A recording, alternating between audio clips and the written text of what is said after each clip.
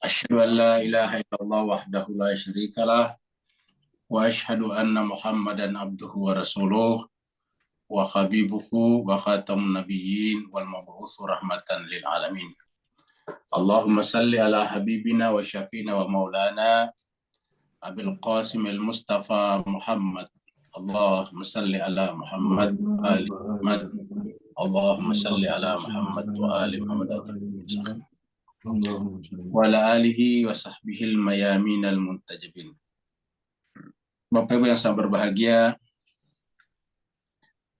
kita bersyukur kita bersua dalam keadaan sehat walafiat, dan pada pertemuan kita pada Sabtu yang lalu kita sudah bahas tentang pembicaraan Allah Subhanahu wa taala. Apa yang disebut dengan Al-Qur'an, apa yang disebut dengan Alkitab. Kita sudah bahas lumayan panjang lebar di dalam pembahasan kita yang lalu. Bahwa kalau yang namanya kitab suci ini mirip juga dengan manusia, ada jasmaninya dan ada rohaninya. Hakikat manusia ada pada rohaninya, jiwanya. Karena kalau dia tidak punya jiwa, ya bukan manusia lagi namanya, tapi hewan. Itulah sebabnya dalam filsafat manusia disebut dengan hewan yang berpikir. Nah, kitab suci ya seperti itu. Jadi jasadnya kitab suci, raganya kitab suci itu adalah disebut dengan Alkitab. Yang kita lihat itu tertulis huruf demi huruf, kata demi kata dalam tulisan dan bahasa Arab. Itu adalah jasadnya. Sedangkan makna-makna yang terkandung di balik huruf-huruf dan kata-kata tersebut adalah namanya Al-Quran. Jadi ada huruf, kata, kalimat, dan ada makna. Bukan hanya sekedar arti, tapi makna. Kalau makna lebih dalam dari sekedar arti. Kalau arti itu kan secara lugawi, secara bahasa saja. Kalau maknanya adalah rahasia yang tersimpan di balik bahasa tersebut. Maka karena makna itu adalah bersifat bukan fisik, maka bertingkat-tingkat. Semakin lama kita merenungkan kata demi kata, huruf demi huruf tersebut, maka akan semakin dalam kita memahami maknanya. Semakin dalam kita memahami maknanya kitab suci, akan kita semakin ma'rifat kepada Allah. Karena Al-Quran ini sebetulnya adalah ilmu ma'rifat kepada Allah Subhanahu wa taala. Al-Quran seperti yang disebutkan dalam Al-Quran juga sendiri adalah lahu haqqul yakin, mengantarkan kita kepada haqqul yakin. Jadi Al-Quran ini membimbing kita bergerak dari ilmu yakin, ainul yakin, sampai kepada haqqul yakin. Jadi inilah tujuannya kita memahami Al-Quran secara mendalam. Setiap level ini, ilmu yakin, kemudian ainul yakin itu memiliki tingkatan-tingkatan pula di sana. Artinya berlapis-lapis lagi. Sampai pada yang paling tinggi, haqqul yakin. Nah, mari kita meneruskan pembahasan kita pada screen berikut ini.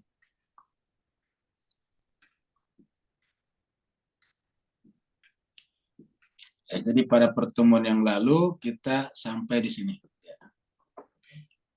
Jadi ini adalah tentang Al-Quran dan Kitab ya ini. Al-Quran dan Kitab kita sudah bahas. Jadi judul pembahasan kita yang lalu adalah prinsip yang ke-8 ini. Prinsip yang ke-8 mengenai pembagian pembicaraannya. Kita sudah bahas. Sekarang kita masuk pada yang ke-9, prinsip ke-9. Mengenai penyatuan Tuhan dan pembicaraannya dalam seluruh wujud. Jadi mengenai penyatuan Tuhan dan pembicaraannya dalam seluruh wujud. Jadi dalam seluruh apapun juga, seluruh entitas, seluruh hal, seluruh unsur yang ada di alam semesta ini, yang lahir ataupun yang batin, adalah merupakan pembicaraan Tuhan. Maka dikatakanlah pembicaraan Tuhan ini terwujud, bisa kita temukan di dalam seluruh wujud. Nah, pembicaraan Tuhan dalam seluruh wujud inilah yang menyebabkan kita bisa menyatu dengan Tuhan. Karena penyatuan Tuhan itu melalui pembicaranya. Ketika kita memahami semuanya ini sebagai pembicaraan Tuhan, sebagai tajalliyatnya, maka kemudian disebutlah dengan nafs ar-Rahman. Nafs kita yang memahami itu namanya nafs ar-Rahman. Kenapa? Karena yang kita saksikan di alam semesta ini, baik termasuk dalam diri kita, tidak ada lain kecuali kasih sayangnya saja. Karena ini berlaku bagi semua orang, tentu kita sebut dengan ar-Rahman. Nah, inilah yang akan kita bahas pada pembicaraan kita kali ini.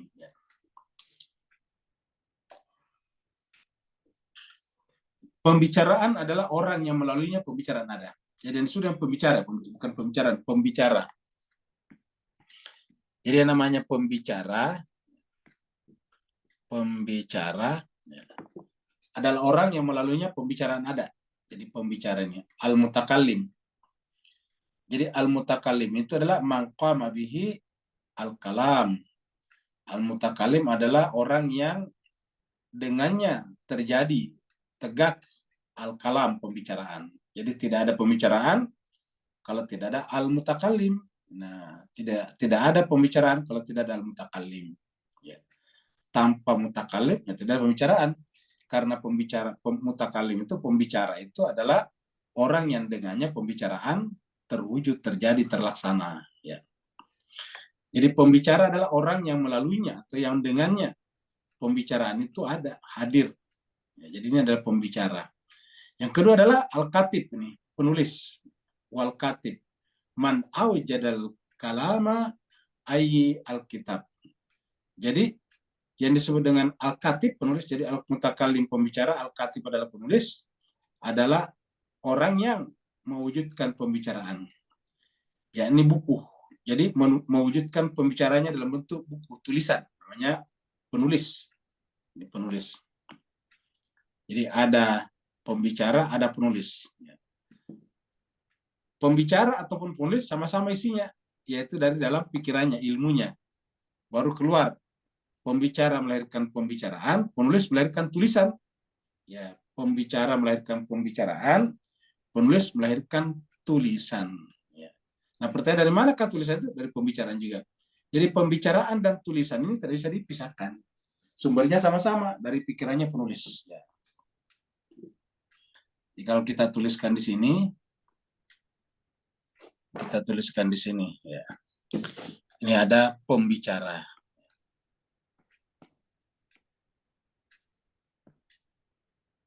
Ini ada penulis. Ya. Pembicara melahirkan pembicaraan. Penulis melahirkan tulisan.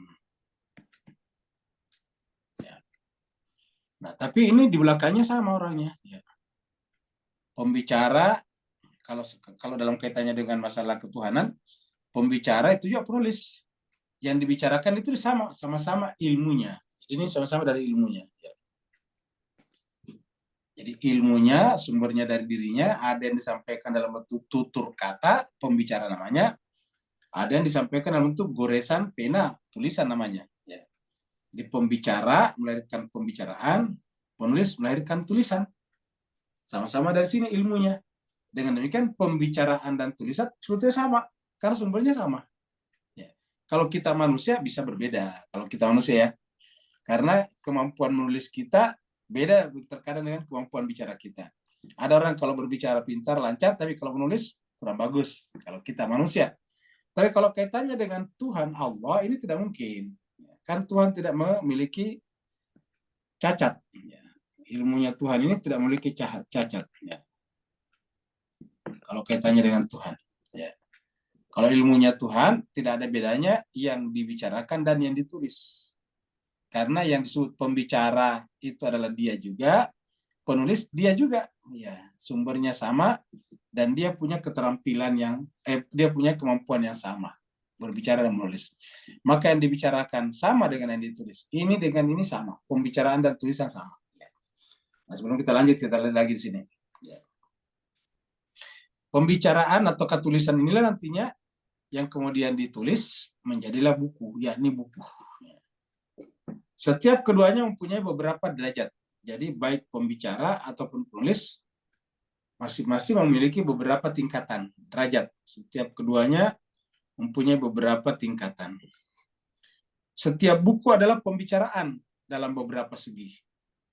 Setiap buku adalah pembicaraan dalam beberapa segi, Dan setiap pembicaraan juga adalah buku dalam beberapa segi. Jadi setiap buku bisa dikatakan pembicaraan dalam beberapa segi. Dan setiap pembicaraan juga adalah buku dalam beberapa segi. Ya. Jadi kalau kita tuliskan di sini menjadi buku, ini buku. Maka kemudian pembicaraan dan tulisannya berkorelasi. Sehingga dikatakan dalam beberapa pembicaraan itu adalah tulisan. Dalam beberapa sisi tulisan adalah pembicaraan. Karena kita lihat tadinya sumbernya sama. Ya. Tulisan ini adalah dari ilmunya, dari pemiliknya yang sama, Allah Tuhan. Pembicaraan juga, pembicaraannya dari pembicara, yang itu juga. Ya.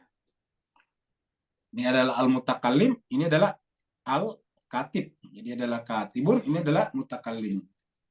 Ya, karena ini sama di sini sama, maka kemudian pada tingkat tertentu pembicaraan adalah mengandung tulisan, ataukah pembicaraan itu adalah melahirkan tulisan, dan tulisan bisa melahirkan pembicaraan. Kalau berbicara seperti pada zaman Nabi, ingat juga Al-Quran, Nabi kan berbicara menyampaikan Al-Quran sesuai dengan aslinya yang Allah berikan kepadanya, yang dicetakkan dalam kalbunya oleh Jibril. Itu pembicaraan, ilmu dibicarakan keluar. Ketika dibicarakan keluar, ada yang hafal.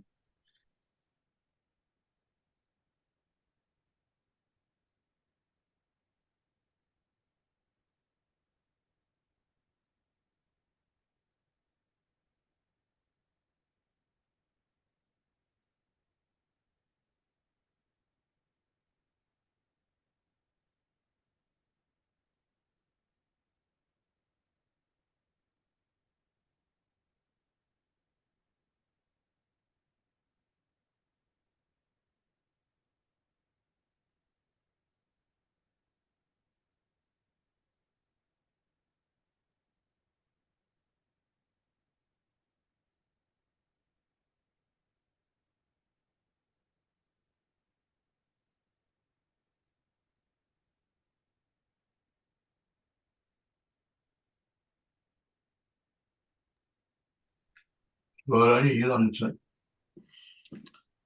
Apa sekarang udah mulai kedengaran? Ustaz, sudah Ustaz. Udah.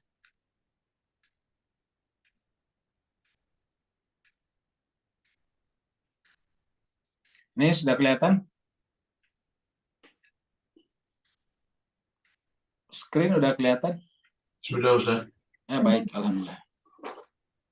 Jadi kita kembali lagi ke sini tadi. Jadi ini kan kita bicara Tuhan. Dan ini berlaku pada semuanya. Bedanya kalau kita ini diganti dengan kita manusia, tentu ini bisa berbeda. Tapi bedanya tidak banyak. Yaitu apa? Keterampilan kita berbicara beda dengan keterampilan kita menulis. Skill kita berbicara beda dengan skill kita untuk nulis. Ya.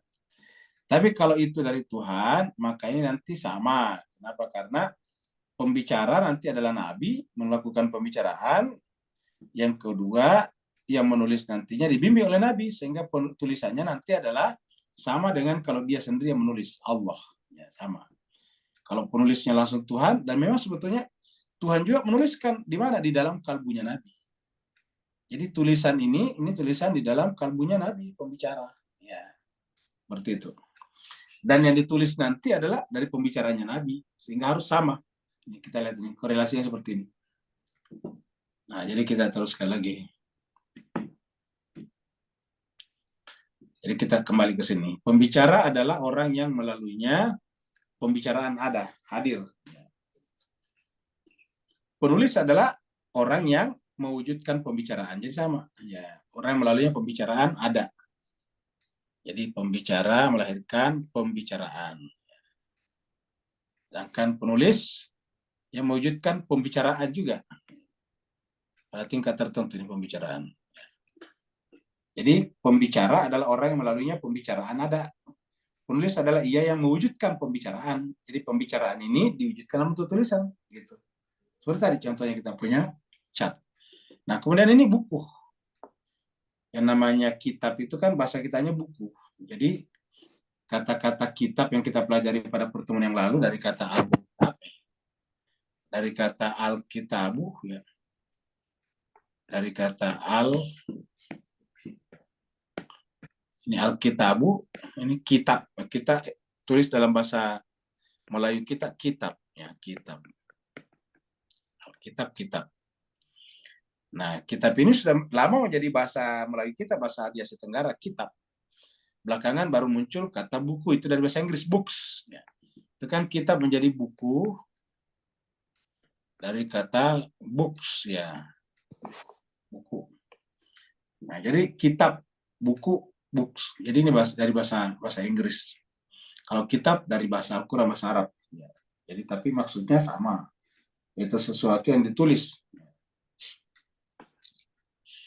Jadi kata lagi, pembicaraan adalah orang yang melaluinya pembicaraan ada. Pembicara itu adalah orang yang setiap yang dikeluarkan pembicaraan. Sedangkan penulis adalah mewujudkan pembicaraan ini menjadi buku. Jadi pembicaraan ini diwujudkan dalam bentuk buku. Baik pembicaraan ini di dalam bentuk lisan ataupun di dalam kalbu. Ya, kalbu.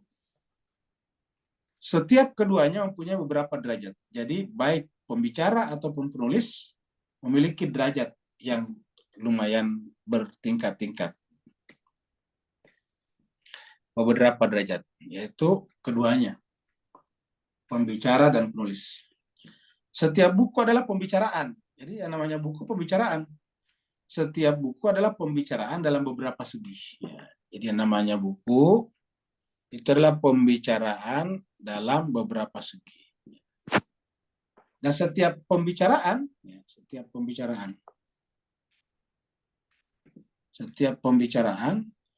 kita kasih tanda di sini.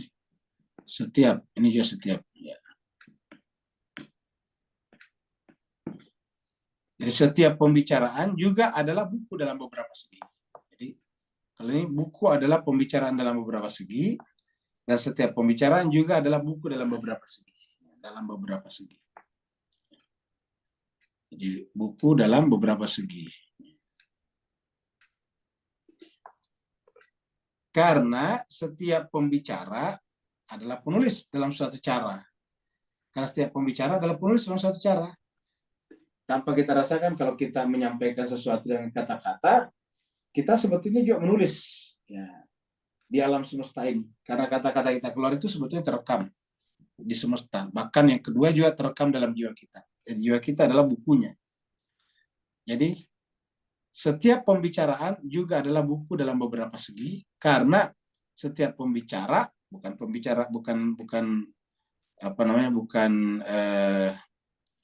penulis tapi pembicara, karena ini pembicaraan, maka yang dibicarakan pembicara.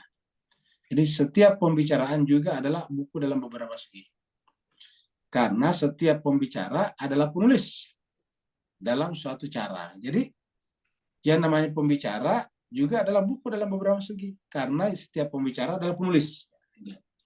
Setiap pembicara adalah penulis. Setiap pembicara adalah penulis dalam suatu cara. Dan setiap penulis adalah juga pembicara. Setiap penulis adalah juga pembicara. Setiap penulis adalah juga pembicara dalam suatu cara juga. Jadi kita lihat di sini yang kuning dan yang ini. Setiap pembicara adalah penulis. Begitu ya, setiap penulis adalah juga pembicara. Jadi kalau dia berbicara, dia menuliskan. Kalau dia penulis, dia juga membicarakannya. Jadi ini sama, setiap pembicara adalah penulis, setiap penulis adalah juga pembicara dalam suatu cara. Ini dalam suatu cara. Jadi dalam suatu cara. Ya. Dalam suatu cara. Ya. Sama dengan ini. Jadi boleh dikata yang di atas dan di bawah sama. Contoh yang terlihat dari hal itu adalah seperti berikut ini. Ketika Anda menyaksikan manusia berbicara, jadi anggaplah kita sedang berhadapan-hadapan, dan ketika melihat orang di depan kita berbicara. Jadi ketika Anda menyaksikan manusia berbicara, bentuk huruf-huruf dan bentuk-bentuk pembicaraan muncul dari nafasnya dalam dadanya. Jadi yang namanya berbicara itu adalah bersamaan dengan menghembuskan nafas. Tidak bisa kita berbicara sambil menarik nafas. Kalau kita menarik nafas, biasanya justru kita berhenti berbicara. Jadi kalau kita berjeda sejenak, kita menarik nafas. Jadi setiap yang namanya pembicaraan itu menghembuskan nafas. Mengeluarkan, bukan menarik. Tidak ada orang bisa berbicara sambil menarik nafasnya. Selalu harus menghembuskan nafas. Jadi terlihat dari hal itu adalah seperti berikut. Ketika Anda menyaksikan manusia berbicara. Jadi kita menyaksikan manusia berbicara. Bentuk huruf-huruf dan bentuk-bentuk pembicaraan muncul dari nafasnya. Jadi bentuk huruf-huruf dan bentuk-bentuk pembicaraan muncul dari nafasnya. Jadi kata kuncinya adalah pada nafasnya. Dalam dadanya. Tenggorokannya, jadi dada dulu paling di bawah, di dalam dada, baru melalui tenggorokan kita. Dan kemudian tempat-tempat menghasilkan bunyi dan huruf-huruf. Yang disebut biasa dengan makhraj, cara pengucapan, cara keluarnya huruf. Makhraj itu dari kata kharaja, keluar. Makhraj tempat keluarnya huruf. Ya, kalau kita menyebut huruf P, beda dengan huruf B. Ya, sama-sama mirip. P, satunya B. Ya, gitu. Jadi bentuk huruf-huruf dan bentuk-bentuk pembicaraan muncul dari nafasnya dalam dadanya, tenggorokannya, dan tempat-tempat lain. Jadi kita mulai daripada dadanya. Lalu tenggorokannya. Karena dadanya lah yang paling pertama memiliki pengetahuan itu. Jadi kan pengetahuan itu tersimpan di dalam dada kita, kesadaran kita. Kalau kemudian kita ingin mengucapkan keluar, ya, maka pada saat mengucapkan itu terjadi nafas. Jadi tidak mungkin ada orang bisa berbicara kalau nafasnya ditutup atau ketika sedang menarik nafas. Semua orang kalau mengaji atau menyanyi dan suara panjang itu pada dasarnya adalah menghembuskan nafas. Nggak mungkin menarik nafas. Jadi menghembuskan nafas. Makanya kalau ada yang suaranya panjang ya karena nafasnya juga panjang. Ya. Jadi nafasnya dalam dadanya, tenggorokannya. Dan tempat-tempat lain yang menghasilkan bunyi-bunyi. Tempat-tempat lain maksudnya di dalam diri kita terutama. Ya. Tempat-tempat lain yang menghasilkan bunyi-bunyi. Kita dengerin suaranya Pak Ustadz. Oke. Tempat-tempat lain yang menghasilkan bunyi-bunyi. Dan huruf-huruf ini. Jadi melahirkan bunyi-bunyi dan huruf-huruf. Bunyi, jadi ada bunyi seperti bu, itu kan bunyi, itu kan bunyi. Lalu kemudian lahirlah huruf-huruf, nah kamu gitu, ba, nah kamu gitu kan ada bunyinya dulu. Jadi melahirkan bunyi dulu, ba, kamu gitu, ba itu daripada ba, ya, begitu. Dari kata lahir kemudian saya, kamu gitu, satu. Jadi itu adalah dari bunyi-bunyi. Jadi bunyi-bunyi dan kemudian huruf-huruf. Dari mana bunyi-bunyi dan huruf-huruf ini? Ya dari tenggorokan. Tenggorokan dari mana? Dari dalam dada. Jadi aslinya adalah dari dalam dada, baru keluar ke tenggorokan. Kemudian tempat-tempat lain menghasilkan bunyi seperti huruf-huruf. Nah, inilah yang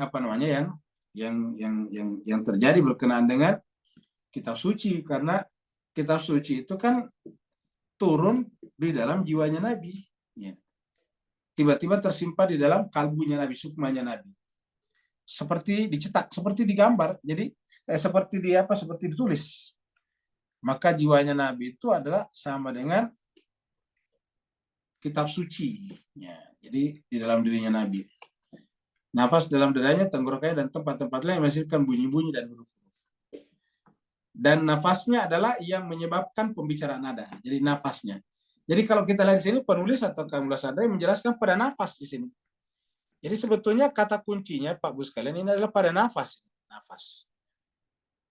Kalau tidak ada nafas, ya tidak ada pembicaraan. Ya. Dan nafas inilah nanti kemudian disebut dengan nafs. Jadi nafas. Nafas, nafs. Ya.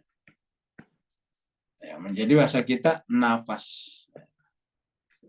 Nafs. Apa ini nafs? Nafs atau nafas? Itulah diri. Ya. diri. Dari manakah sumbernya ini? Dari Allah yang Ar-Rahman. Maka disebutlah dengan nafsu Rahman. Jadi hakikat diri kita yang suci, yang fitrah itu adalah nafsu Rahman. Ya. Nafsu Rahman. Lawannya nanti adalah nafs zulman. Nanti lawannya adalah nafs zulman. Ya. Nanti lawannya adalah nafs zulman. Nafs zulman.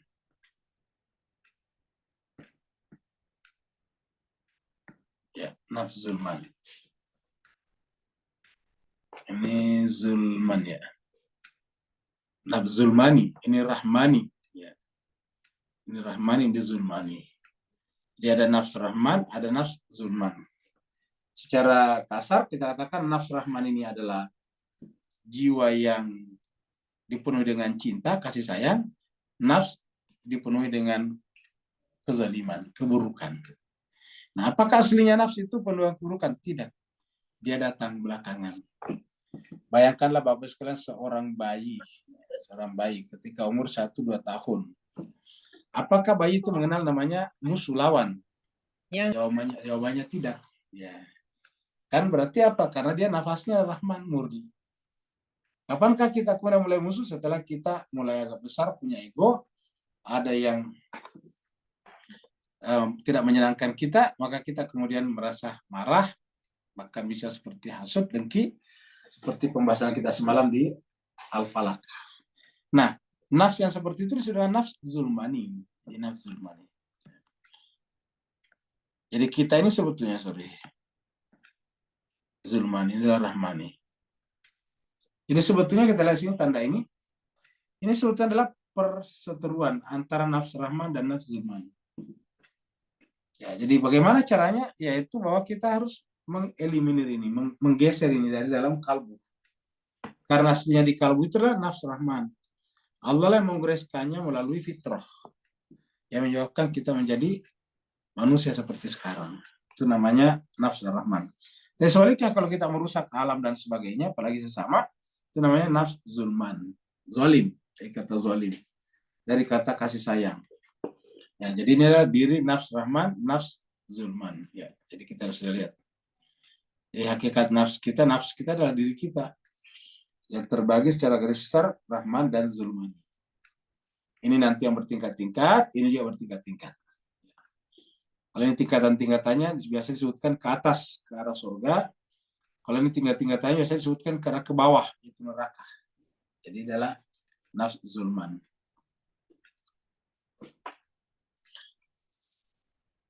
Menghasilkan bunyi-bunyi dan huruf-huruf dan nafasnya adalah yang menyebabkan pembicaraan ada. Yang menyebabkan pembicaraan ada. Ya, menyebabkan pembicaraan ada. Kalau tidak ada, ya tidak ada. Ya, ini adalah menyebabkan pembicaraan ada. Ya. Maka dia menulis. Ya, ini dianya sudah besar, Pak Ustaz. D-nya sudah besar. Di kita sekarang sudah pindah membicarakan dianya Tuhan ini. Ini D-nya kita sengaja garis bawah cuma D-nya karena menunjukkan dia Allah. Jadi maka dia menulis dengan pena. Dia menulis dengan pena kekuatannya ya, pada lembaran nafasnya. Ya. Jadi dia menulis dengan pena kekuatannya pada lembaran nafasnya. Ya. Jadi di manakah dia menulis dengan kekuatan pena, pena dan kekuatannya pada lembaran itu nafsnya. Ya, jadi itu adalah bisa kita lihat di beberapa tempat di dalam Al-Quran dan itu juga bisa kita terangkan secara akal sehat, logika. Maka dia menulis dengan pena kekuatannya pada lembaran nafs. Jadi kita sudah sampaikan tadi, wahyu itu turun, tertulis sebetulnya tercetak rapi di dalam jiwanya Nabi. Karena jiwanya disebut dengan nafs ar-Rahman. Lembaran nafsnya diakhiri pada tempat yang menghasilkan berbagai suara. Ia adalah individu yang sama, yang melaluinya pembicaraan mengada, sehingga ia menjadi pembicara. Jadi, kalau Tuhan langsung dalam dada, tercetak di sana, Lalu kemudian Nabi mengutarakannya keluar, membicarakannya. Orang-orang atau sahabat-sahabat yang ada di dekatnya menuliskannya, ada yang menghafalnya. Lalu kemudian ada yang kemudian belakangan membukukannya pada zaman Sayyidina Utsman. Jadi itu dibukukan, dikompilasi. Nah, jadi dia masuk dalam nafs kita. Itu adalah lembar. Jadi menulis dengan pena. Kekuatannya pada lembaran nafs kita, nafs manusia.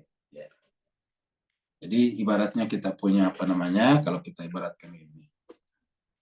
Kalau kita punya orang di sini, nah anggaplah di sini anggaplah ya, ini kan apa ibaratnya. Sini ada lembaran. Ya. Nanti kitab suci atau Al-Quran, kita ambil Al-Quran karena kita bicarakan umat Nabi Muhammad ini, Al-Quran.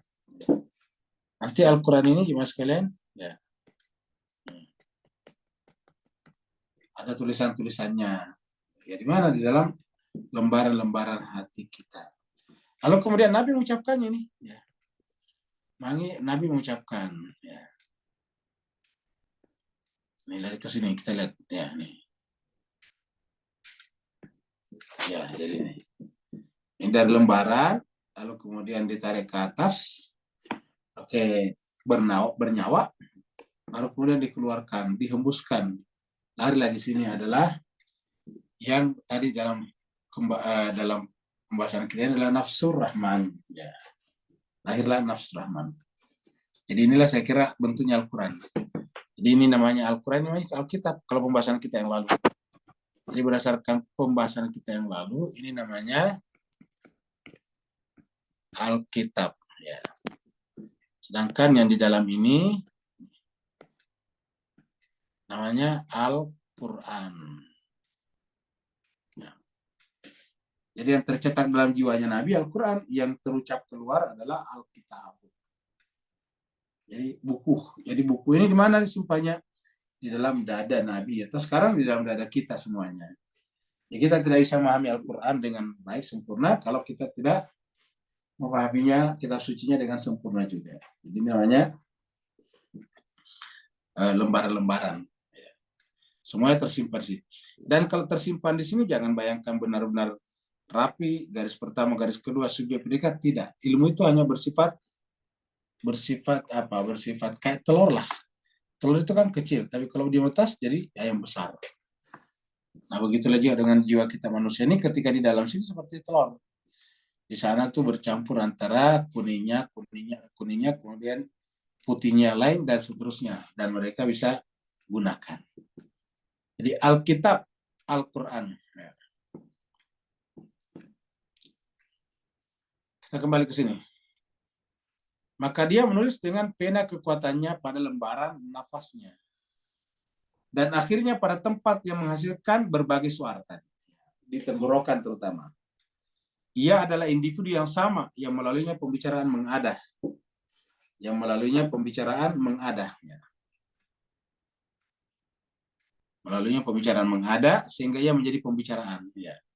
Ia adalah individu yang sama yang melaluinya pembicaraan mengadah sehingga menjadi pembicara. Jadi saya kira tadi seperti yang kita terangkan, bahwa pembicaraan terjadi kalau ada pembicara.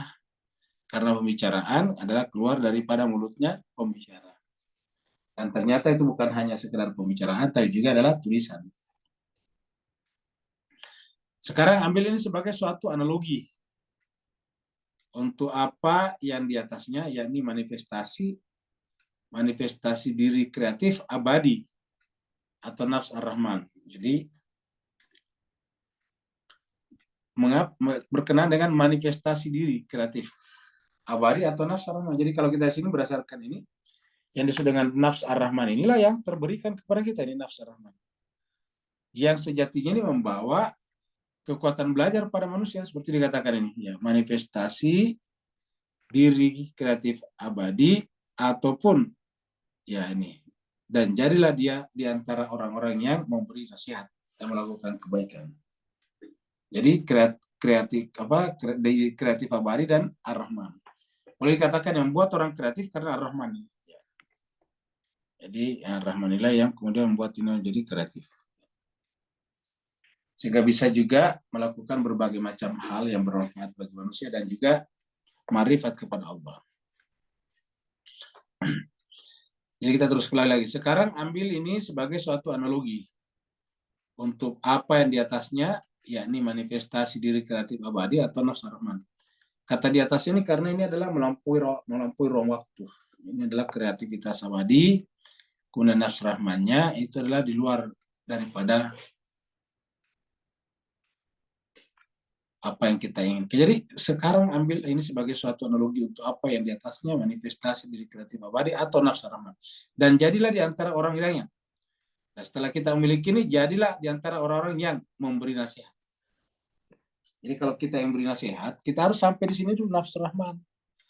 Karena kalau tidak, ya kita tidak bisa bersifat kasih sayang kepada orang lain. Coba kita lihat misalnya bukti nafs rahman ini yang menyebabkan nasihat itu bisa diterima oleh masyarakat. Ya, kita sudah pernah lihat sebetulnya di dalam surat An-Nazi'at ya ini. Ini surat An-Nazi'at, surat yang ke-79.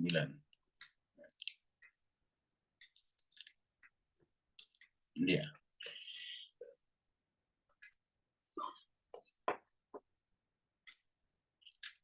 Nanti di sini ada hal ataka hadis Musa ya. Nih. Ayat 15. Hal ataka hadis Musa. Sudahkah datang kepadamu hadis pembicaraan Musa tentang Musa?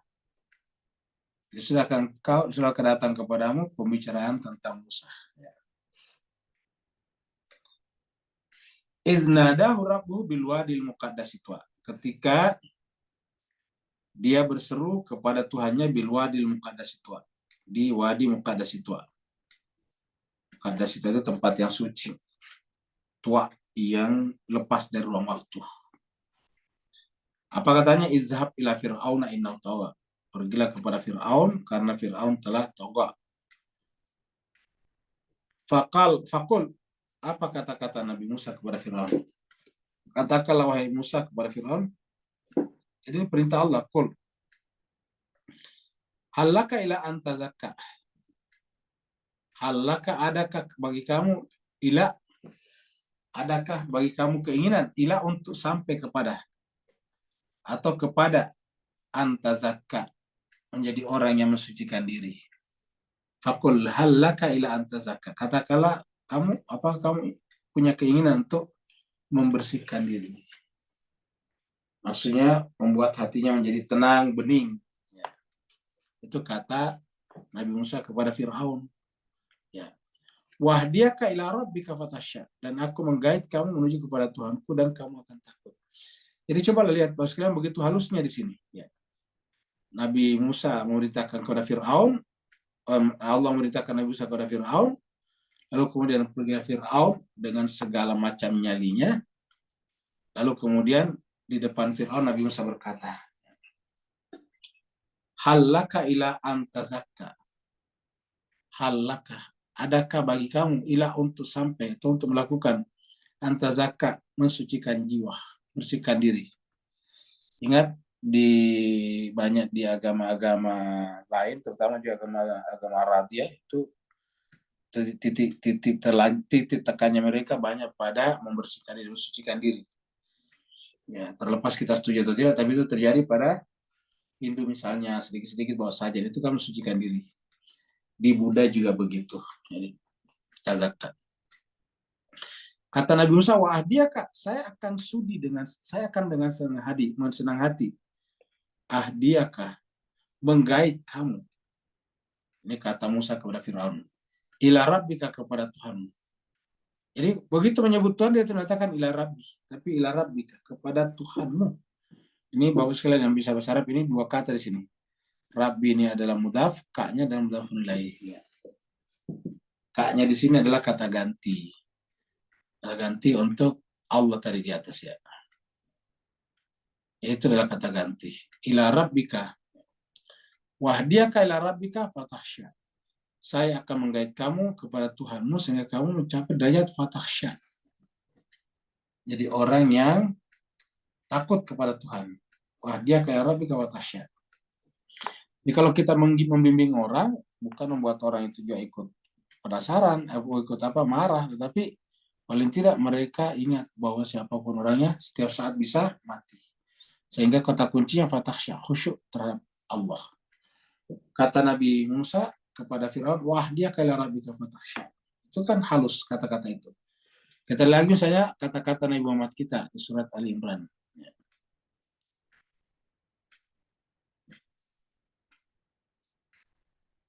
159 ya.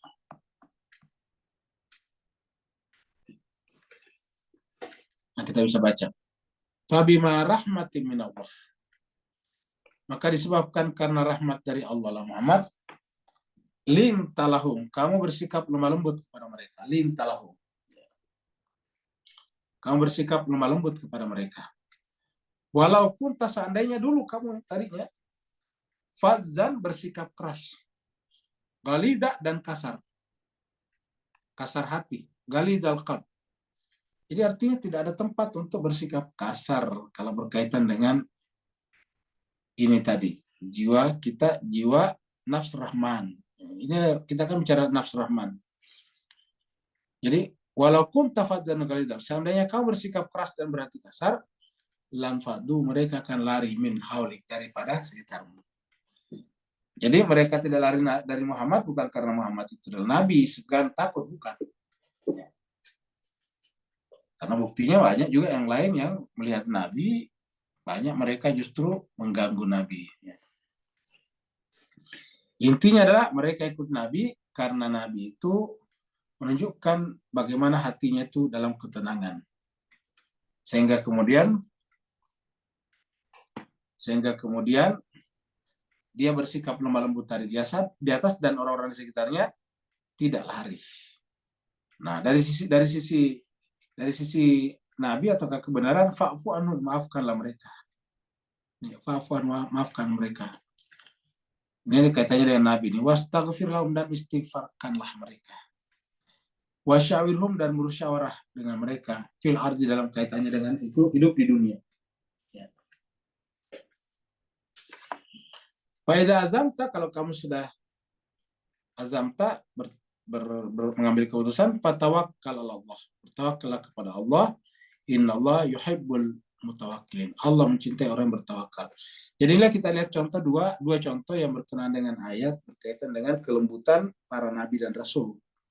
Ya, dua-duanya disebutkan di dalam Al-Qur'an. Satu adalah berbicara tentang Nabi Musa, satu berbicara tentang Nabi Muhammad kita.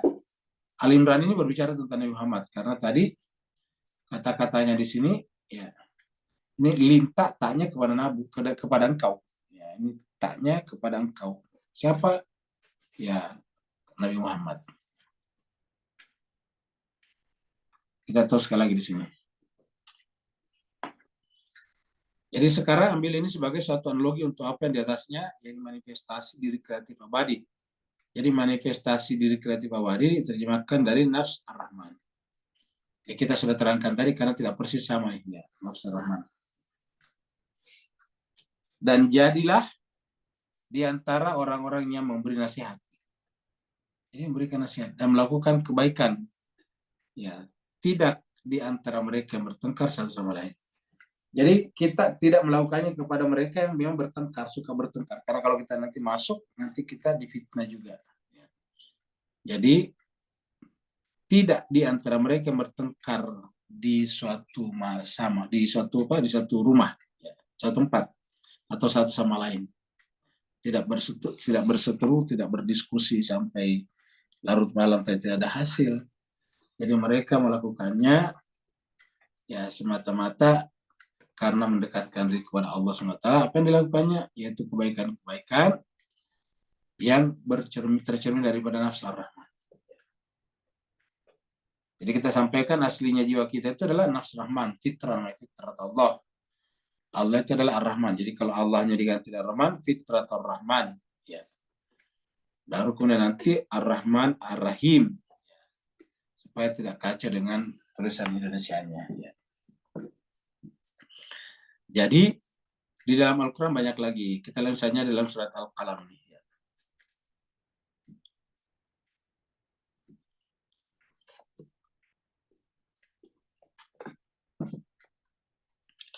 Surat Al-Qalam 68.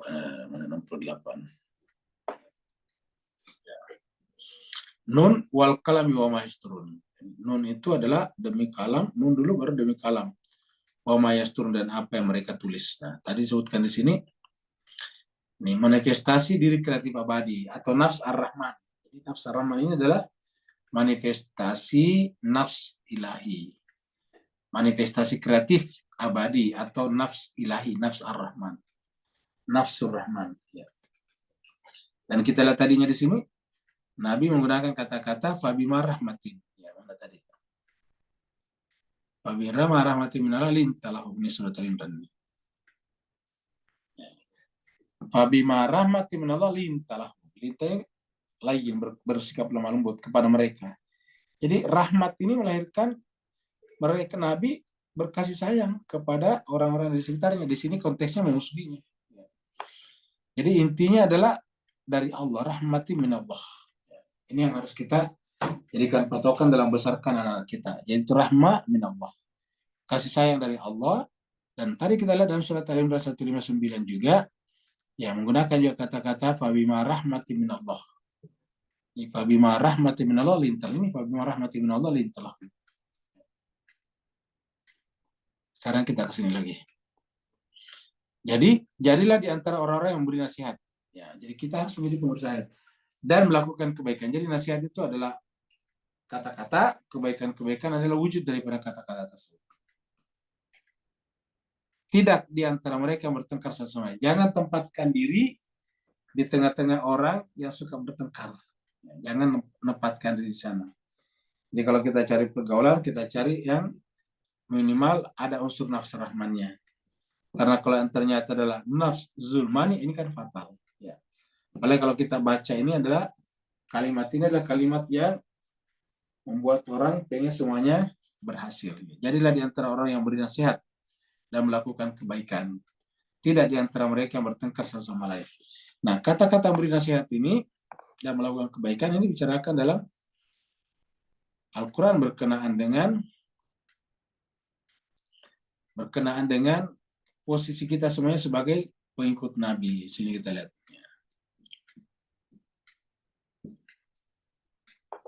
Surat Yusuf.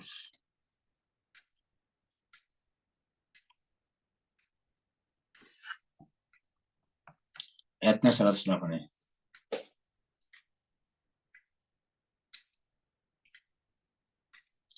Qul hadhihi sabili, katakanlah inilah jalanku. Qul hadhihi sabili, katakanlah ini jalanku. Apa itu jalanku? Ad'u ila Allah, mengajak manusia kepada Allah. Jadi itulah tadi jalan. Jalan apa tadi? Rahmah. Yang dikatakan tadi dalam buku ini nih. Memberikan nasihat ini. Maka ayat ini mengatakan jadilah pemberi nasihat. Maka disampaikanlah doa di sini, hadhihi sabili, kata apa? Pernyataan daripada Nabi Muhammad. Kita katakanlah Muhammad, hadhihi sabili, inilah jalanku. Ad'u ila Allah, yaitu mengajak, menyeru orang kepada Allah. Jadi yang lain itu hanyalah merupakan sampingan-sampingan mereka saja, para nabi. Jadi kul hadhihi sabili ad'u ila Allah ala basiratin, dengan menyingkapkan tirai-tirai hatinya. Basirah kita artikan saya dengan pandangan ke depan, berarti pakai rasionalitas. Karena pandangan ke depan itu kan harus beyond, karena tidak terbatas. Jadi ala basiratin, siapa punya tugas? Ana wa manittabani, tugasku dan tugas siapa saja yang ittabani, yang ittiba kepadaku, mengikuti aku sampai akhir. Yaitu maksudnya tetap bertauhid. Wa subhanallah, maksudnya Allah, wa ma ana minal musyrikin. Jadi kalau Allah Maha Suci, kemudian wa ma ana, saya sendiri harus terbebas daripada musyrik. Jadi antara musyrik dan suci di sini ada dua hal. Tidak bisa kita mendapatkan gelar suci kalau tidak melewati cara yang rasional tentang musyrikin, yaitu orang yang selalu mengambil atau bekerja sama dengan hal-hal selain daripada Allah yang katanya bisa melahirkan tujuan terakhir daripada cita-citanya. Ya, jadi katakanlah subhanallah wa ma ana minal musyrikin. Maha suci Allah dan saya tidak termasuk musyrik. Apa maknanya musyrik sini? Tentu hakikat. Itu tidak ada sama sekali apa namanya? Tidak ada sama sekali syirik dalam jiwanya.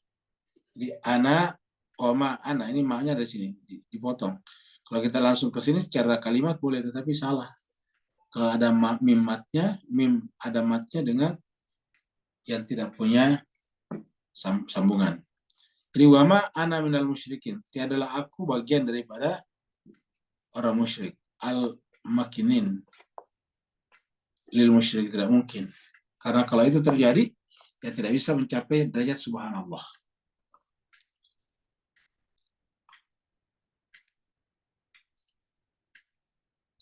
Begitulah caranya wahyu turun, maka dikatakan wa ma arsalna min qablika, tiadalah kami mengutus sebelum kamu kecuali illa rijalan, yaitu rijalan secara bahasa biasa di bahasa Arab adalah orang dewasa ataukah laki-laki pada umumnya, terutama laki-laki yang sudah menikah. Itu adalah rijalan nuhi, jadi rijal laki-laki. Jadi artinya bahwa intinya di situ sebetulnya adalah jiwanya. Nuhi ilaihim. Lalu kemudian diwahyukan kepada mereka. Jadi mereka dapat wahyu. Jadi wa ma arsalna min qablika illa, kecuali ini maksudnya nabi-nabi sebelumnya. Sebelum kerajaan Saudi sekarang muncul, itu banyak sekali kerajaan sebelumnya tahu sekali.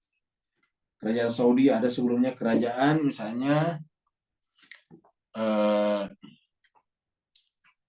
Sabah misalnya, banyak lagi kerajaan-kerajaan. Rijalan nuhi ilaihim, diwahyukan kepada mereka min ahlil qura. Ya. Jadi diwahyukan kepada mereka min ahlil qura, dari ahli Madinah maksudnya. Maaf, ahli Mekah. Qura ini kan adalah bentuk jamak dari qaryah. Ini adalah Ummul Qura, yaitu ibu kotanya negeri-negeri sekitar Mekah, yaitu Mekah. Afalam yasiru fil ard, apakah mereka tidak berjalan di muka bumi? Fayanzur, lalu kemudian perhatikan kaifa, bagaimana kana akibatul ladzina min qablihim, bagaimana akibat daripada orang-orang yang sebelum mereka. Wala darul akhirati, dan akhirat itu lebih baik daripada orang-orang beriman. Maka ittaqullah, bertakwalah kepada Allah, afala taqilun. Jadi inilah apa namanya, inti daripada surat ini adalah menjelaskan rijalan nuhi ilaihi min ahli qura dari qira. Ya. Jadi kesimpulannya ini adalah jalan Tuhan, ya. Cari inti di sini hadis sabili adu ila Allah, dengan cara lemah lembut, tidak dengan cara yang kasar. Jadi tadi kita sudah lihat surat Al-Qalam juga di sini, tapi kita lihat tadi, nah ini dia. Jadi dalam Al-Qalam dikatakan nun wal qalam yawma yasturun. Nun wal qalam yawma yasturun. Wa ma anta bi ni'mati rabbika bimajnun. Ma anta bi ni'mati rabbika. Ya, kamu Muhammad terhadap nikmat Tuhanmu tidak mungkin majnun. Ya. Wa innalaka la ajran ghaira mamnun. Wa innaka la ala khuluqin azim. Nah, ini kan menjelaskan semuanya tentang kelembutan. Yaitu bahwa yang bersua dalam jiwa mereka adalah nafs ar-Rahman. Ya, nafsur Rahman. Bukan nafs zulman. Ya, jadi kita kembali ke sini. Nah, mudah-mudahan juga sekalian serbahagia kita tidak masuk dalam kategori yang suka bertengkar satu sama lain. Tidak di antara mereka yang bertengkar satu sama lain. Kenapa? Karena mendengarkan nasihat, karena itu adalah salah satu ciri daripada nafs ar-Rahman. Kalau kita tanya bagaimana Nabi Muhammad? Nabi Muhammad nasihatnya adalah gurunya para guru, yaitu Allah Subhanahu wa Ta'ala. Ya, itu adalah nafs ar-Rahman. Siapa yang tidak berhasil masuk dalam nafs ar-Rahman ataukah menggait kembali nafs ar-Rahmannya, maka dia jatuh justru dalam nafs zulman tadi. Ini adalah nafs yang mendatangkan kezaliman kepada orang lain. Nah, inilah yang harus kita lakukan dalam kehidupan kita, Bapak Ibu sekalian, sehingga jiwa kita ini menjadi yang mengisinya ataukah yang menjadi sifatnya adalah nafs rahman, bukan nafs zulman. Karena apapun yang terjadi dalam kehidupan kita itu akan dipertanggungjawabkan nanti di yaumil akhirah. Nah, mudah-mudahan dengan pembicaraan kita ini, karena mau dilanjutkan tanggung ya, ini sudah sampai pendek ini ya. pendek sekali nih. Nah, cuma satu terjemahnya satu halaman. Kalau Arabnya lebih pendek lagi nih ya. Jadi mudah-mudahan ini kita bisa diberikan kekuatan untuk memahaminya. Insya Allah pekan depan ini menjadi panjang. Ya. Karena pekan depan ini 10. Oh, panjang sekali. Ya, coba kita lihat di sini nih. Ya. Di bawah tuh yang sebelum tangga. Ini nantinya 10 nih. Mengenai kesatuan yang mengetahui yang dikatakan al-alim wal maklum. Al-alim mengetahui, diketahui al-maklum. Ini panjang sekali nih. Panjang. Ini panjang sekali, panjang. Jadi kita lanjutkan insya Allah pekan depan, masuk pada prinsip yang ke-10 ini. Ini prinsip ke-10 ini. Mengenai kesatuan yang mengetahui dan kesatuan, yaitu al-ittihad bainal alim wal maklum.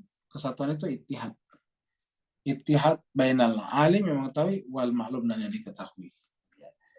Artinya bahwa walaupun pengetahuan itu kelihatannya soft ya, lembut karena tidak berbentuk benda keras, ya, tetapi dia bisa menyatukan antara yang mengetahui dan diketahui.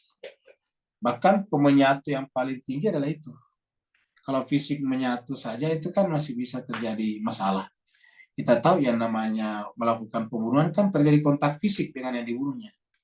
Tapi kontak fisik itu tidak lantas membuat keduanya atau salah satunya yang membunuh itu terutama bagus hatinya.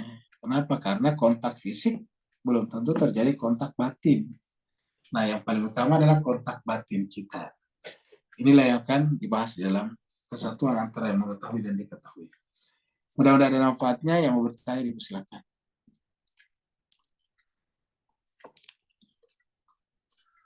Assalamualaikum Ustaz.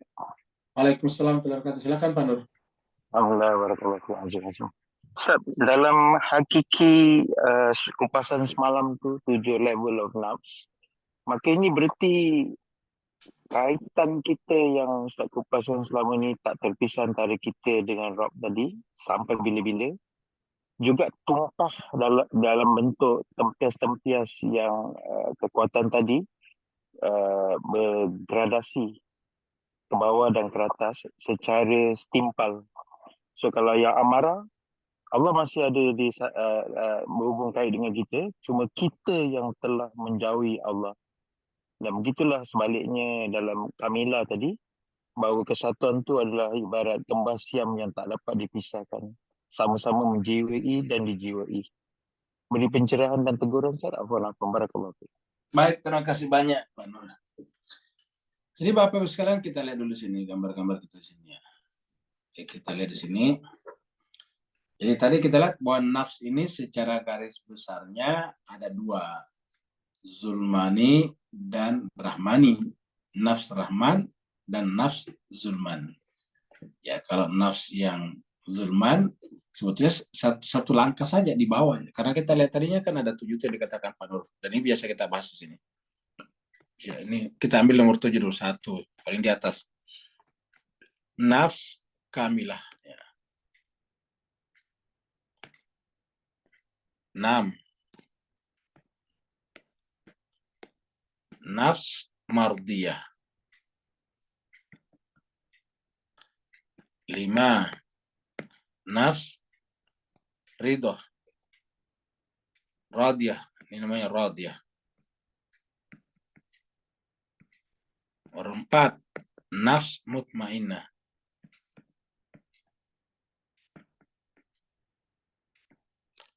Nomor 3. Nafs marhamah. Yang kedua, nafs lawamah. Nomor 1 yang paling di bawah nih ya, adalah nafs amarah. Ya. Nah, jadi Bapak Ibu sekalian, kita ini mayoritas berada di nafs pertama saja ini. Ya, kita ada di sini. Ya, nafs pertama. Dan inilah yang menyebabkan orang masuk pada nafs zulmani. zulmani. Sedangkan yang 3 ke atas ini ya, yang 3 ke atas, yang 3 ke atas, yang 6 ke atas. Ya. Ini adalah nafs rahmani. Nafs rahmani. Ini adalah nafs rahmani. Nafs rahmani. Jadi ini adalah namanya nafs rahmani. Nah, inilah yang disebut dengan berarti bertingkat-tingkat ini nafs rahmani. Ya. Bertingkat-tingkat, bergradasi juga. Ya. Nah, ini juga walaupun kelihatan satu bergradasi, di dalamnya bergradasi juga, bertingkat-tingkat juga. Ya. Bertingkat-tingkat. Dari tingkatan paling rendah yaitu namanya hewan buas. Ya. Nafs sabuiyah. Sabuiyah itu adalah, atau kasubuyah itu adalah hewan buas. Ya. Jadi namanya hewan buas. Hewan buas itu menerkam. Ada juga nafs haiwaniyah, nafs hewani, ya. Yaitu nafs hewan secara khusus, ya, yaitu nafs hewan. Jadi biasanya yang dipelihara.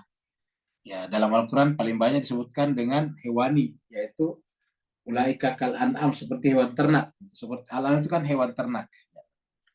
Nah, jadi yang paling pertama di sini adalah nafs sabuyah, selalu ingin mengamuk. Berbicaranya adalah keras, itu namanya sabuyah.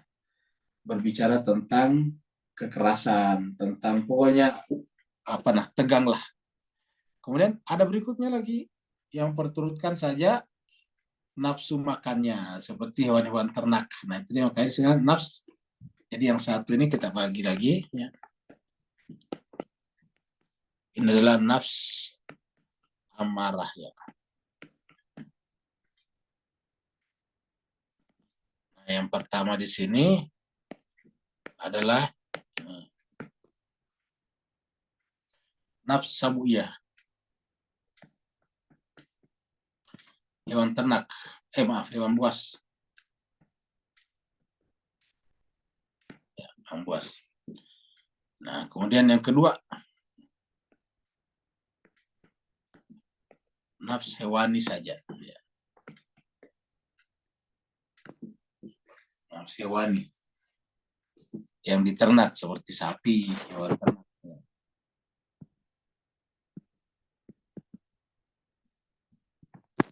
Hewan ternak. Jadi hewan ternak. Ya. Ada 2, paling tidak di sini juga kedua kita. Nah, tentu lagi, nah di atasnya lagi, yaitu manusia. Tetapi yang levelnya itu tadi, licik dan sebagainya. Jadi dari sini.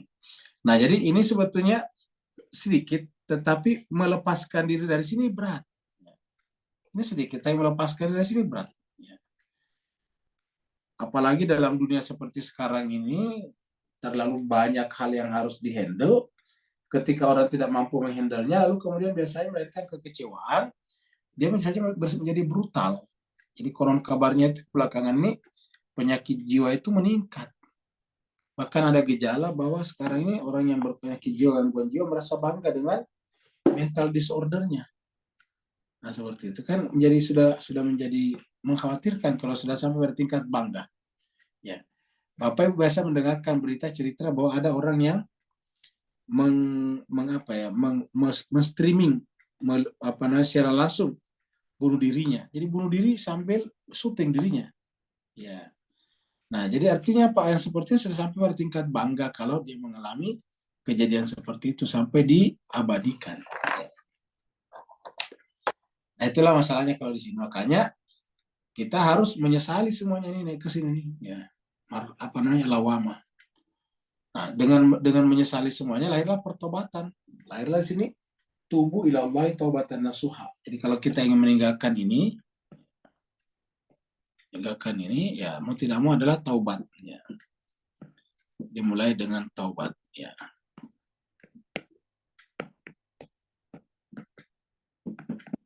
Taubatan nasuha namanya. Taubat itu start dari situ, baru kita mulai bergerak ke atas.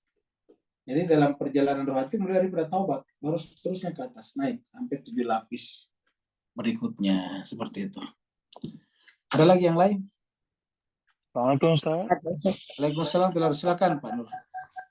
So kopi 3 dalam 1 atau kopi O atau air putih, maka apakah itu berarti walaupun sampai pada mardia masih ada yang di bawah tadi cuma telah mampu dikontrol sehabis-habisnya sampai nafs yang lebih tinggi tadi lebih menjadi raja kepada nafs yang rendah tadi.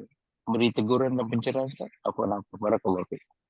Baik Mas Kasar Bahagia, kita ini yang manusia biasa lah, termasuk Al-Fakir ini, ya apa namanya, kita masih harus berjuang keras untuk naik pada nafsu mutmainnah ini. Ya, nafsu mutmainnah. Nah, pertanyaan masih ada kan di atasnya? Yang bisa mencapai derajat kamilah ini adalah, ya, yang kamilah ini adalah para para manusia suci, ya, insan kamil, namanya insan kamil. Nah, mayoritas kita ya sampai di level ini saja, lawama.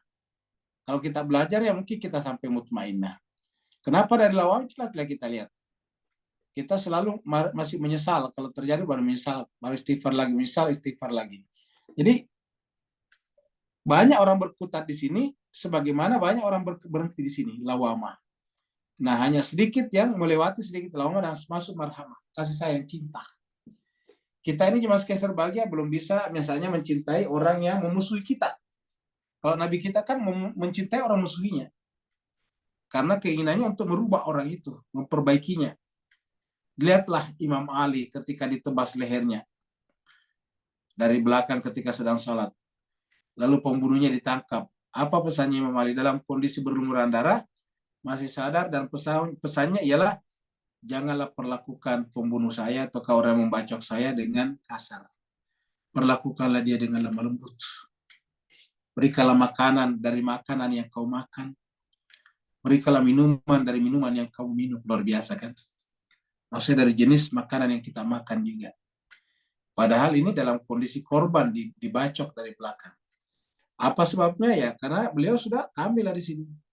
Artinya kamilah semua ini disifati pada dirinya. Ada mutmainnah di sana terutama. Ada rasa tenang. Kata mutmainnah itu muncul apabila kita sudah mampu melepaskan jiwa kita dari berbagai macam volatile, dan fluctuation. Jadi kalau kita sudah lepas daripada fluktuasi dan volatilitas jiwa, ataukah di sekitar kita, maka kemudian dia tenang. Sebaliknya kalau belum bisa melepaskan diri, belum bisa lepas dari pengaruh fluktuasi dan volatilitas di sekitarnya. Volatilitas itu kegoncangan, gampang kita tidak punya uang, gampang kita punya uang, itu kan volatil sekali. Gampang banyak rezeki, gampang juga sempit rezeki, gampang sakit, gampang macam-macam. Itu terjadi volatilitas, dan di dunia seperti itu. Dunia ini ya kalau kita tidak sakit, ya kalau tidak sehat ya sakit. Kalau kita tidak kaya ya miskin. Kalau tidak berpengetahuan ya kurang berpengetahuan. Itulah volatilitas kita di sekitar kita. Dan itu setiap saat kita berjumpa dengan orang-orang seperti itu. Kita berjumpa dengan orang yang ilmunya sedikit, dangkal, dan sebagainya. Nah, ini apakah berpengaruh pada jiwa kita atau tidak? Ya, maka kemudian kalau tidak berpengaruh, barulah mencapai derajat mutmainnah. Ya, mutmainnah. Jadi kalau kita mau ditanya startnya kita dari mana, kita startnya di sini seperti kata Al-Quran, ya ayyatuhan nafsul mutmainnah, irja'i ila rabbiki radiyatan mardiyah. Baru pada khulifi ibadi. Nah ini dia nih kamilah. Pada khulifi ibadi. Inilah dia disebut dengan ibadi. Hamba-hambaku. Siapa hamba-hambaku? Ya seperti misalnya Nabi Isa mengatakan, ini Abdullah. Nabi Muhammad dikatakan, falamma qama Abdullah. Itu adalah Nabi Muhammad. Jadi kita ini belum Abdullah sesungguhnya. Kita mau jujur, ya kita ini masih bersedih kalau kehilangan benda-benda. Kan berarti bahwa jejak benda-benda pada diri kita masih kuat. Ya, sehingga kalau dia hilang, maka kita kemudian menjadi tidak tenang. Ya. Ada lagi yang lain? Iya, ada Ustadz di chatroom. Unmute dulu. Di chatroom kita lihat dulu. Ya, saya share Ustaz.